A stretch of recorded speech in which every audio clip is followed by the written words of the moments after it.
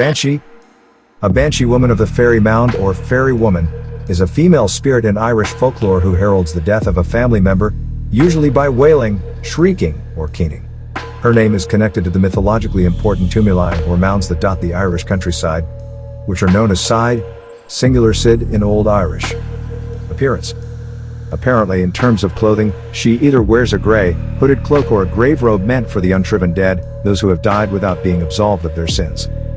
A banshee usually comes in three of many forms, the first being a young woman, the second being a rich middle-aged lady or matron, and the third being a frail old woman. Another time they are seen as a washing woman, where she is apparently seen washing the bloodstains out of the fated person's clothes. According to a first-hand account by Anne, Lady Fanshawe in her memoirs, another is Lady Wilde, in Ancient Legends of Ireland. The size of the banshee is another physical feature that differs between regional accounts. Though some accounts of her standing unnaturally tall are recorded, the majority of tales that describe her height state the banshee's stature as being short, anywhere between 1 foot and 4 feet. Her exceptional shortness often goes alongside the description of her as an old woman, though it may also be intended to emphasize her state as a fairy creature.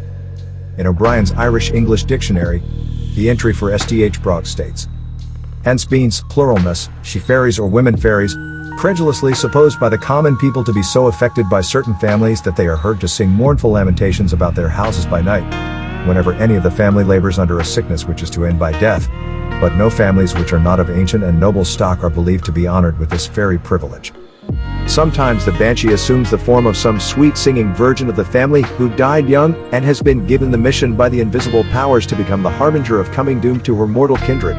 Or she may be seen at night as a shrouded woman, crouched beneath the trees, lamenting with a veiled face, or flying past in the moonlight crying bitterly. The cry of this spirit is mournful beyond all other sounds on earth and betokens certain death to some member of the family whenever it is heard in the silence of the night. Keening. In Ireland and parts of Scotland, a traditional part of mourning is the keening woman being choight, who wails a lament in Irish Kina, pronounced Kinji, Munster dialect Kinj, Connaught dialect, or Kinju, Ulster dialect, queen meaning to weep, to wail. This keen woman may, in some cases, be a professional, and the best keeners would be in high demand. An Irish legend speaks of a lament being sung by a fairy woman, or banshee. She would sing it when a family member died or was about to die, even if the person had died far away and news of their death had not yet come. In those cases, her wailing would be the first warning the household had of the death. The banshee is also a predictor of death. If someone is about to enter a situation where it is unlikely they will come out alive, she will warn people by screaming or wailing, giving rise to a banshee, also known as a wailing woman. It is often stated that the banshee laments only the descendants of the pure Milesian stock of Ireland, sometimes clarified as surnames prefixed with O and Mac, and some accounts even state that each family has its own banshee. One account, however, also included the Geraldines, as they had apparently become more Irish than the Irish themselves, countering the lore ascribing banshees exclusively to those of Milesian stock. Other exceptions were the Bunworth Banshee, which heralded the death of the Reverend Charles Bunworth, a name of Anglo-Saxon origin, and the Rossmore Banshee, which supposedly heralded the death of a member of the family of Baron Rossmore, whose ancestry was predominantly Scottish and Dutch. When several banshees appear at once, it indicates the death of someone great or holy. The tales sometimes recount that the woman, though called a fairy, was actually a ghost, often of a specific murdered woman, or a mother who died in childbirth. Myths and legends. The banshee is also said to be tasked with the job of warning selected members of ancient Irish families of the time of their death. According to tradition, the banshee was only said to cry for 4 major families, but this list seems to have been extended due to marriage. Rarely seen but always heard, her morning call is often given at night when someone is about to die. In 1437, Scottish King James I is said to have been approached by one such being.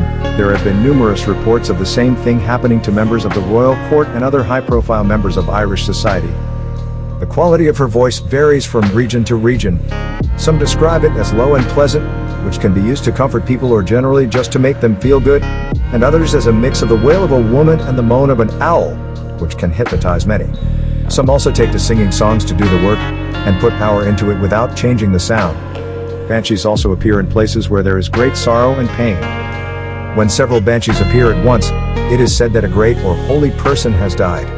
Banshees are commonly depicted as having long, fair hair, which they comb with a silver comb. If one comes across such a comb, It is advised not to pick it up, or the person may be spirited away. The comb is simply a gift to someone they love or feel is important. Origin. Most, though not all, surnames associated with banshees have the or MC/Mac prefix, that is, surnames of Goidelic origin, indicating a family native to the insular Celtic lands rather than those of the Norse, Anglo-Saxon, or Norman.